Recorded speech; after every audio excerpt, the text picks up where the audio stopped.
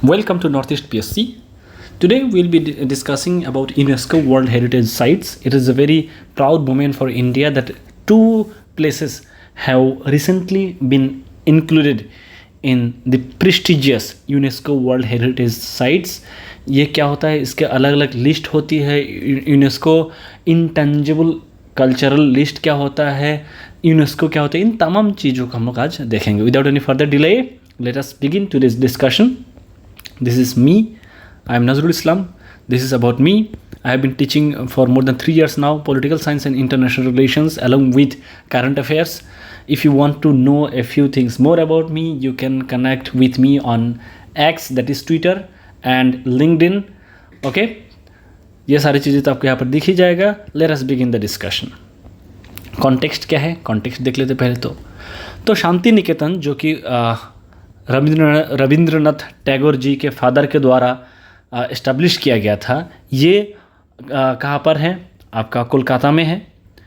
और sacred ensemble of the होयसालास इन कर्नाटका, एक dynasty था जिसका नाम था होयसाला डायनेस्टी. तो इनके द्वारा कुछ टेम्पल्स इस्टेब्लिश किया गया था जिसका नाम था, जिसको हम लोग एक साथ बोलते हैं सेक्रेड एंसेंबल्स ऑफ द होयसालास. यहाँ पर 3 अलग अलग टेम्पल है, 3 अलग अलग एरिया से आता है. ठीक है, उसका हम लोग देखेंगे. तो इन 2 रीजन को जो है आपका यूनेस्कोस वर्ल्ड हेरिटेज लिस्ट में एडिट कर दिया गया है. ये कब हुआ है, ये हुआ आपका 45th session of the world heritage committee at Riyadh. ठीक है, तो अभी एक आपको इंपॉर्टेंट सवाल हो सकता है, there how many UNESCO world heritage sites are there in India. तो अभी कितना है, 42 है, with the addition of these 2 world heritage sites.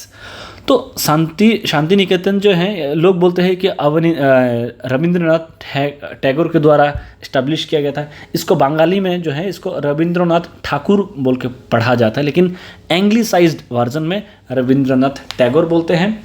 ये नोबेल लॉरिएट हैं. इनको 1913 में नोबेल प्राइज़ मिला था फॉर लिटरेचर. ठीक है, लिटरेचर में मिला था. और कौन सी किताब के लिए आपको बताना है. ठीक है, आपको एक हिंट देता हूँ, किताब का नाम जी से शुरू होता है. तो ये आपको बताना है कि इनको कौन सी किताब के लिए नोबेल प्राइज़ मिला था. तो ये हो गया आपका एक 41st साइड बना. और जो sacred ensembles of the Hoysala से ये 42nd वो बना, वर्ल्ड हेरिटेज साइट बना इंडिया का. This takes the total number of the UNESCO world heritage sites in India to 42. ठीक है, ये अभी 42 हो गया है. अभी एक एक करके देखते हैं शांति निकेतन के बारे में. जब इसको इंक्लूड किया गया तो यूनेस्को वर्ल्ड हेरिटेज, यूनेस्को जो है उन्होंने ट्वीट किया है, breaking news, new inscription on the UNESCO world heritage list, Santiniketan in India, it has been added. ऐसा करके यहाँ पर क्या किया था, आपका मैसेज आया, मतलब उन्होंने ट्वीट किया. तो ये शांति निकेतन का एक ब्रॉड इमेज है जो आप देख सकते हैं. ठीक है, ये बहुत ही नेचुरल एनवायरनमेंट में इसको फाउंड किया गया था, जिसके वजह से हम लोग क्या देखते हैं कि वहाँ पर एजुकेशन बहुत लाइवली एनवायरनमेंट में प्रोपागेट किया गया था रविंद्रनाथ टैगोर के द्वारा. ठीक है, it is located in West Bengal. West Bengal के बीरभूम डिस्ट्रिक्ट में एस्टेब्लिश्ड है. शांति निकेतन का मतलब क्या है, abode of peace. Abode of peace, शांति का क्या है आपका एबोर्ड, मतलब एबोर्ड ऑफ पीस है. यहाँ पर बहुत ज़्यादा मतलब पीसफुल एनवायरनमेंट है. तो ये 1901 में यहाँ पर इस्टेब्लिश किया गया था. It started taking shape in 1901 and is the place where Tagore laid the foundations of Vishwa Bharati university. तो विश्व भारती यूनिवर्सिटी भी जो है आपका शांति निकेतन से ही उभर के सामने आया. आज के दौर में विश्व भारती यूनिवर्सिटी बहुत ही प्रेस्टिजियस, बहुत ही नामी एक इंस्टीट्यूशन है. तो शांति निकेतन को वर्ल्ड हेरिटेज साइट में ऐड करने की जो प्रक्रिया है 2010 से चलता आ रहा है. और जो sacred ensembles of the Hoysala से वो 2014 से कोशिश किया जा रहा था कि वर्ल्ड हेरिटेज साइट का पार्ट बने. ठीक है, तो ये शांति निकेतन इतना फेमस क्यों है. ये 1862 में रविंद्रनाथ टैगोर के जो फादर साहब है, देवेंद्रनाथ टैगोर, महर्षि देवेंद्रनाथ टैगोर, इन्होंने इसको इस्टेब्लिश किया था. He spotted this scenic landscape and decided to establish an ashram, जिसको इन्होंने नाम दिया शांति निकेतन और एबोर्ड ऑफ पीस. तो तो 1862 में इसको रियली फाउंड को किसने किया था? देवेंद्रनाथ टैगोर। तो आपको ये सवाल पूछा जा सकता है कि who is the founder of Shantiniketan, और ऑप्शन में दे दिया जा सकता है रविंद्रनाथ टैगोर, देवेंद्रनाथ टैगोर। ज़्यादातर लोग मिस्टेक कर सकते हैं, अगर ये इन्फॉर्मेशन को पता नहीं है तो they will click on Rabindranath Tagore, which can be A wrong statement, which is a wrong statement, ठीक है। फिर ओरिजिनली इसको भूबदंगा नाम से जाना जाता था, लेकिन जो इसका जो आसपास के जो वातावरण था, जो एनवायरनमेंट था, और मेडिटेशन के लिए बहुत ही अच्छा एक एनवायरनमेंट था, यहाँ पर पीसफुल एनवायरनमेंट था, तो इसीलिए इन्होंने इसका नाम भी चेंज कर दिया, बोला कि it has to be called as Shantiniketan, जिसका मतलब है क्या है? Abode of peace. फिर 1901 में रविंद्रनाथ टैगोर ने चुना कि यहाँ पर एक क्या होना चाहिए? स्कूल टाइप होना चाहिए, जो ब्रह्मचार्य आश्रम मॉडल है उसी की तरह यहाँ पर भी एक स्कूल हो सकता है, और खुली हवा में जो शिक्षा उसको प्रदान करने की कोशिश किया गया, और यही बाद में जाके आज के डेट में इसको विश्व भारती यूनिवर्सिटी के नाम से जाना जाता है, ठीक है। तो शांति निकेतन के बारे में ये बेसिक चीज़ें हैं विच यू मस्ट नो, क्योंकि ये न्यूज़ में है, और जो स्टेट लेवल के एग्जाम से इनफैक्ट कि यूपीएससी में भी पूछा जा सकता है इस तरीके के सवाल, तो आपको जानना पड़ेगा, ठीक है। तो यूनेस्को वर्ल्ड हेरिटेज साइट की अगर हम बात करें, मिनिस्ट्री ऑफ कल्चर ने बोला है कि जो शांति निकेतन है इसको आप ऐड करें, क्योंकि ये ह्यूमन वैल्यूज़ को प्रमोट करते हैं, जो है इसको ह्यूमन वैल्यूज़ को प्रमोट करते हैं। इसका एक बहुत आर्किटेक्चर है, आर्ट्स, टाउन प्लानिंग, लैंडस्केप, इन तमाम चीज़ों से अगर हम देखें तो Shantiniketan this place becomes very important, and UNESCO must include this in the prestigious world heritage list, ठीक है। फिर आर्कियोलॉजिकल प्रिजर्वेशन की तरफ से अगर देखें, आर्कियोलॉजिकल सर्वे ऑफ इंडिया जो है, इन्होंने बोला है कि इन्होंने कोशिश किया है कि शांति निकेतन के आसपास की जितने भी इंफ्रास्ट्रक्चर है उसको रिवाइव किया जाए, अगर वो ढह रहा है उसको रिपेयर करने की कोशिश किया जाए, ताकि ये जो यहाँ का जो हिस्टोरिकल और कल्चरल हेरिटेज है उसको प्रिजर्व किया जाए। तो archaeological survey of India has been doing a great job in preserving the cultural and historical significance of this place. तो शांति निकेतन के बारे में ये आपको जानना था, this has to be that shall be all. फिर दूसरा क्या है? The sacred ensembles of the Hoysalas. तो होयसाला के बारे में भी यहाँ पर ट्वीट किया यूनेस्को ने, क्या किया कि just inscribed on the UNESCO world heritage list sacred ensembles of the Hoysalas, that is India से, ठीक है। तो होयसाला डायनेस्टी में क्या था? ये रूल करते थे कहाँ पर? आज के डेट में जो कर्नाटक का रीजन है वहाँ पर होयसाला डायनेस्टी रूल करते थे, तो ये चीज़ आपको जानना पड़ेगा। तो अभी रिसेंटली क्या हुआ है कि यूपीएससी के पर्सपेक्टिव से अगर हम बात करें तो जो मेडिवल रूलर्स है, जो फेमस रूलर है, उनके बारे में इतना ज़्यादा क्वेश्चन पूछ लिया गया है कि वो सारे क्वेश्चंस ऑलमोस्ट लोगों को पता है। तो अभी क्या हो गया कि जो लेस प्रोमिनेंट स्मॉलर किंगडम्स है, जैसे होयसाला किंगडम हो गया, ठीक है, चालुक्यस हो गया, इस तरीके जो आपका राष्ट्रकूटस हो गया, प्रतिहारस हो गया, जो छोटे छोटे किंगडम्स थे उनके ऊपर बहुत ज़्यादा तवज्जो दे रहे हैं। ऐसे में अगर होयसाला डायनेस्टी के बारे में ये न्यूज़ में है, ये अगर करंट अफेयर में है, तो you must know about the Hoysala dynasty, where they were ruling, which place was their capital, और कौन कौन सा आर्किटेक्चरल अचीवमेंट है, आर्किटेक्चरल कंट्रीब्यूशन है, everything about Hoysala dynasty you must know, because you can expect one question in each and every type of competitive exams in the country, okay। तो Hoysala temples 3 जगह पे हैं, कहाँ पर है? बेलूर, हालेबीड एंड सोमनाथपुर, ये कर्नाटका में है। इन तीनों टेम्पल्स को एक साथ क्या कहा जाता है? Sacred ensembles of the Hoysalas. इसको यूनेस्को वर्ल्ड हेरिटेज साइट्स में ऐड किया गया है, ठीक है। फिर यहाँ पर तीनों टेम्पल का अलग अलग नाम है। पहला तो क्या है? चेन्नाकेशवा टेम्पल। दूसरा आप क्या देख सकते हैं यहाँ पर? होयसालेश्वरा टेम्पल। जो चेन्नाकेश्वरा टेम्पल है वो बेलूर में है, होयसालेश्वरा टेम्पल वो हालेबीड में है। उसके अलावा जो केशवा टेम्पल है वो सोमनाथपुर में है। तो ये तीनों टेम्पल का नाम दिया जा सकता है, और साइड में तीनों जगह का नाम दिया जा सकता है, और आपको बोलेगा मैच द फॉलोइंग, या फिर which of the following has been correctly matched. तो ये आपको जानना पड़ेगा, ठीक है। चलिए आगे बढ़ते हैं। Among their notable contributions as the exquisite temple complex known as sacred ensembles. These ensembles characterized by their intricate sculpture। यहाँ पर बहुत ही खूबसूरत कॉम्प्लेक्स टाइप के स्कल्पचर्स हैं। आर्किटेक्चरल फीचर भी काफ़ी यूनिक है, आप यहाँ पर इमेज में देख सकते हैं, ठीक है। काफ़ी यूनिक आर्किटेक्चरल फीचर आपको देखने के लिए मिलेगा। उसके अलावा हम लोग क्या देखते हैं? रिलीजियस सिग्निफिकेंस भी बहुत ज़्यादा है। तो ये जो sacred ensembles of the Hoysalas है, it plays a very significant role in India's medieval history, okay. तो हिस्टोरिकल बैकग्राउंड के अगर बारे में हम बात करें, जो होयसाला डायनेस्टी था इसको फाउंड किसने किया था, ये आपको कितना इंपॉर्टेंट है इसको मैं आपको शब्दों में भी नहीं बोलूँगा, it is just important as it can be. King Nripakama the second, इन्होंने होयसाला डायनेस्टी को फाउंड किया था, ये आपको जानना पड़ेगा। और ये कब किया गया था, 10th सेंचुरी में किया था डेक्कन रीजन में। और इनका जो कैपिटल था वो कहाँ पर था, द्वार समुद्रा। इसके बारे में आपने कहीं ना कहीं सुना होगा, नहीं सुना है तो आज सुन लीजिए और इसको रट्टा लगा लीजिए कि होयसाला का कैपिटल कहाँ पर था, द्वार समुद्रा, जो आज के डेट में हालेबिदु में है, ठीक है। और इसको बाद में द्वार समुद्रा से शिफ्ट किया गया था बेलूर के रीजन में, ये आपको याद रखना पड़ेगा। जो होयसाला थे ये किनको फॉलो करते थे, आपको बोला जा सकता है कि Jainism, Buddhism, but you must know that they were the followers of Shaivism and Vaishnavism. ये आपको बहुत अच्छे से जानना पड़ेगा। ये हिंदुइज्म का 2 इंपॉर्टेंट मेजर सेक्ट्स है जिसको जो होयसाला के जो रूलर्स थे ये लोग फॉलो करते थे, वैष्णविज्म एंड शैविज्म। फिर आर्किटेक्चर की अगर हम बात करें होयसाला किंगडम के बारे में, होयसाला सेक्रेड एंसेंबल्स के बारे में, इनका यूनिक आर्किटेक्चरल स्टाइल है, क्या है, इसमें नॉर्थ इंडिया के नागारा स्टाइल भी आपको देखने के लिए मिलेगा, ठीक है, नॉर्थ इंडियन नागारा स्टाइल भी देखने के लिए मिलेगा, नॉर्थ इंडियन द्राविडियन और south Indian Dravidian style, north के नागारा और साउथ के द्राविडियन, इन दोनों का मिश्रण देखने के लिए मिलता है आपका कहाँ पर, होयसाला फीचर में। तो ये काफ़ी एक इम्पॉर्टेंट फीचर बन जाता है और ये यूनिक बनाता है सेक्रेड एंसेंबल्स जो हैं होयसाला के, ठीक है। अभी हम देखेंगे थोड़ा सा यूनेस्को के बारे में। UNESCO United Nations educational, scientific and cultural organisation इसका फुल फॉर्म है। ये एक स्पेशलाइज्ड एजेंसी है, ठीक है, यूनाइटेड नेशन का।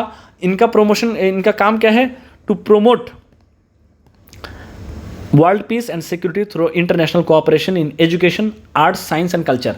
तो ये बहुत इंपॉर्टेंट है, आप याद रख लीजिए कि ये भी आपको बोलेगा कि यूनाइटेड नेशन का ही काम है सिर्फ वर्ल्ड पीस प्रमोट करना। तो यूनाइटेड नेशन के जितने भी ऑर्गन हैं उनका भी कहीं ना कहीं डायरेक्टली इनडायरेक्टली रोल है इसमें वर्ल्ड पीस को प्रमोट करना through cooperation in arts, education, science, culture etcetera etcetera, ठीक है। इसमें 194 मेंबर कंट्रीज है और कितना है आपका 12 एसोसिएट मेंबर्स हैं। इसके अलावा आपका नॉन गवर्नमेंट ऑर्गेनाइजेशन है, एनजीओ हो गया, मतलब इंटर गवर्नमेंटल ऑर्गेनाइजेशन हो गया, प्राइवेट सेक्टर है, ये सब है। इसको 1945 में फाउंड किया गया था। लेकिन यूनाइटेड नेशन के बारे में आपने क्या पता है कि यूनाइटेड नेशन भी 1945 में फाउंड किया गया था। और यूनाइटेड नेशन का प्रीवियस जो अवतार था वो क्या था, लीग ऑफ नेशन था, ठीक है। लीग ऑफ नेशन का इसको रिवाइव करके नया नाम दे दिया गया, किसमें, यूनाइटेड नेशन। तो ठीक उसी तरह से यूनेस्को का भी एक पहला नाम था।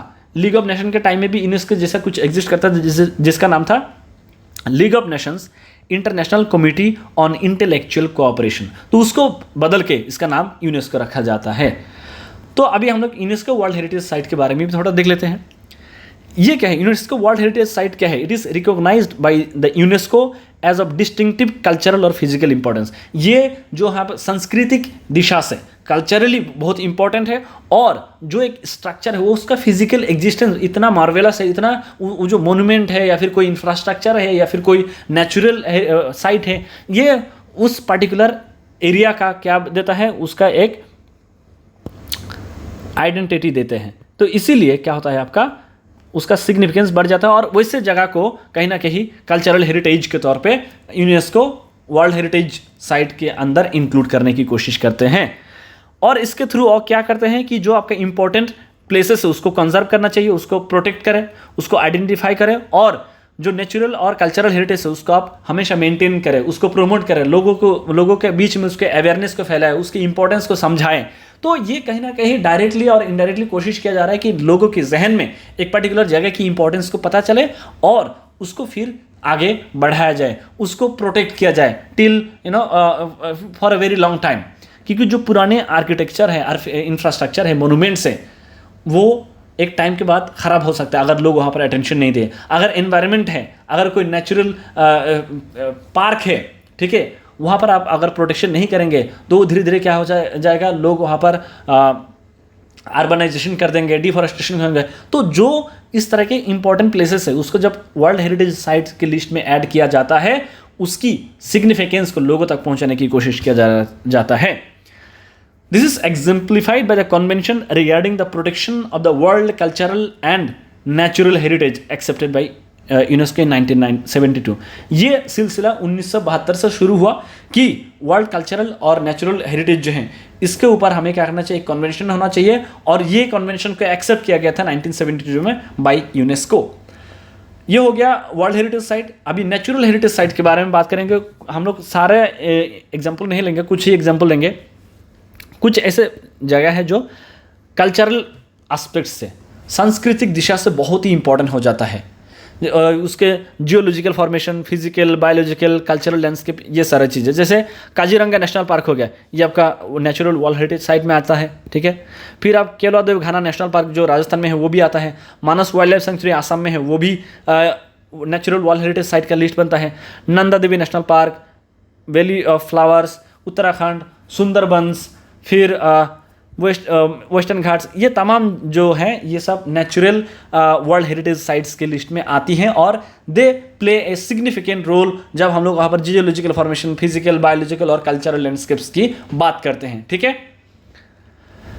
अभी हम लोग देखते हैं, ये हो गया आपका नेचुरल वर्ल्ड हेरिटेज साइट्स। अभी कल्चरल वर्ल्ड हेरिटेज साइट्स की अगर हम बात करें, अभी तो रिसेंटली इसको शांति निकेतन और सेक्रेड एंसेंबल ऑफ द होयसालास को ऐड किया गया। इससे ऐसे बहुत सारे लंबा लिस्ट है, लेकिन कुछ रिसेंट जो एडिशन हुआ है, धोलावीरा, फिर काकतीय रुद्रेश्वरा। तो काकतीय किंगडम के बारे में भी आपको जानना पड़ेगा, ठीक है। फिर architectural work of Le Corbusier and outstanding contribution to the modern movement Chandigarh में है। तो इन तमाम तरीके से कल्चरल सिग्निफिकेंस एक जो जगह है उसको दर्शाने के लिए बहुत सारे इंपॉर्टेंट जो आपका इंफ्रास्ट्रक्चरल जो प्लेसेस है उसको कल्चरल वर्ल्ड हेरिटेज साइट के लिस्ट में ऐड किया गया है। इंडिया में कई सारे हैं, लेकिन जो रिसेंट एडिशन है इसको मैं क्रोनोलॉजिकली पुट किया हूँ। ऊपर से आप 5-6 जो है उसके बारे में आप जानें वो कहाँ पर लोकेटेड है, ये आप जान लीजिए। क्योंकि शांति निकेतन और सेक्रेड एंसेंबल ऑफ होयसाला ये न्यूज़ में है, तो हो सकता है 1-2 साल पुराना चीज़ें भी आपको पूछ दे। You know, this is a tendency of UPSC and other public service exams. Okay? UNESCO mixed world heritage sites भी कुछ आता है, जैसे उसमें नेचुरल और कल्चरल कंपोनेंट दोनों होगा। नेचुरली भी इंपॉर्टेंट है और कल्चरली भी इंपॉर्टेंट है। जैसे आप कंचनजुंगा नेशनल पार्क हो गया सिक्किम में, तो ये एक एग्जांपल है, आप जानना, इसका इतना ही आपको याद रखना चाहिए। फिर इंटेंजिबल कल्चरल हेरिटेज के बारे में जब हम बात करते हैं, इंटेंजिबल कल्चरल हेरिटेज क्या है? It is the practice, expression, knowledge and skills that communities, groups and sometimes individuals recognize as part of their cultural heritage. तो कुछ ऐसे इवेंट हो सकते हैं, जैसे असम में बिहू होता है, ठीक है। फिर आपका एक होता है मतलब हमारे मतलब बहुत सारे ऐसे इवेंट है। मकर संक्रांति की अगर आप बात करें, या फिर जो है गणपति बाप्पा मौर्य, अभी कल ही परसों था गणेश चतुर्थी। तो इस तरह के जो इवेंट जहाँ पर बहुत सारे लोग एक साथ आते हैं, एक साथ एक चीज़ को प्रैक्टिस करते हैं, वहाँ पर अपने जो कल्चरल प्रैक्टिसेस को लेकर आता है, फिर रिलीजियस प्रैक्टिसेस को एक साथ उसको एक्सप्रेस करते हैं, तो वैसे इवेंट को भी कहीं ना कहीं इंटेंजिबल कल्चरल हेरिटेज की लिस्ट में ऐड करने की कोशिश किया गया है, विद द पर्सपेक्टिव कि ऐसे इवेंट क्या करता है, आपका होमोजेनिटी प्रमोट करते हैं, लोगों के बीच में भाईचारा प्रमोट करते हैं, ठीक है। और क्या करता है ये मतलब लोगों को ब्रदरहुड, सिस्टरहुड, ये बहुत ज़्यादा प्रमोट करते हैं। तो इसीलिए इस तरीके के जो कल्चरल प्रैक्टिसेस है उसको स्पेशल दर्जा मिलना चाहिए, जिसको इंटेंजिबल कल्चरल हेरिटेज में ऐड किया जाता है। ऑल्सो इसको और भी एक नाम से जाना जाता है जिसका नाम है लिविंग कल्चरल हेरिटेज।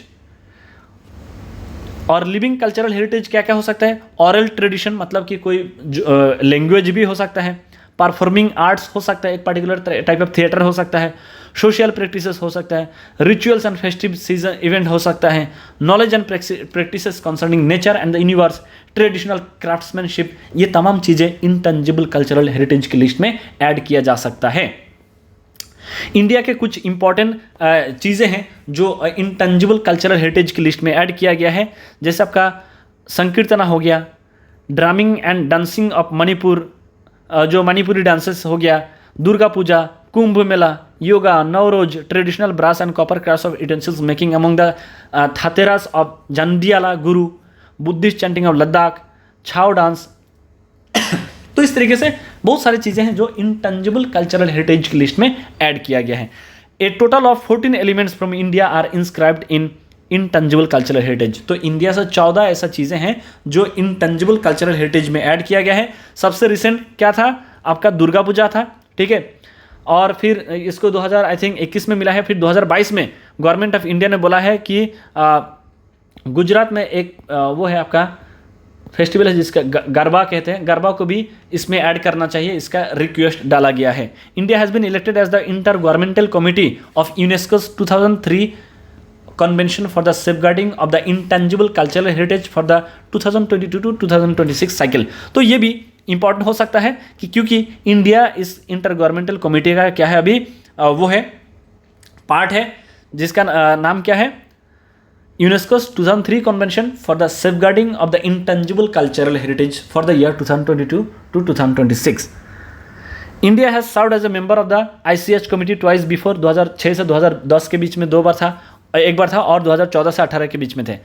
तो जैसे हमने बोला कि दुर्गा पूजा को इस लिस्ट में ऐड किया गया और गरबा को भी इंडिया से नॉमिनेट कर दिया गया है। It is an attempt to recognise the diversity of Indian culture, it is an expressed via its intangible heritage, ठीक है। It seeks to enhance national and international awareness of the numerous intangible cultural heritage aspects from various Indian states as well as to assure their protection। तो ये सारी चीज़ें आपको जानना था। इससे ज़्यादा यूनेस्को या फिर वर्ल्ड हेरिटेज साइट्स या फिर cultural heritage sites, natural heritage sites, mixed heritage sites, intangible cultural heritage sites, इन तमाम चीज़ों के बारे में इससे ज़्यादा आपको जानने की ज़रूरत कतई नहीं है। That shall be all for today. Thank you so much. If you have any doubt, any confusion, any criticism also, please shoot those things in the comment box. I will be more than happy to respond to them. Thank you so much. See you in the next video.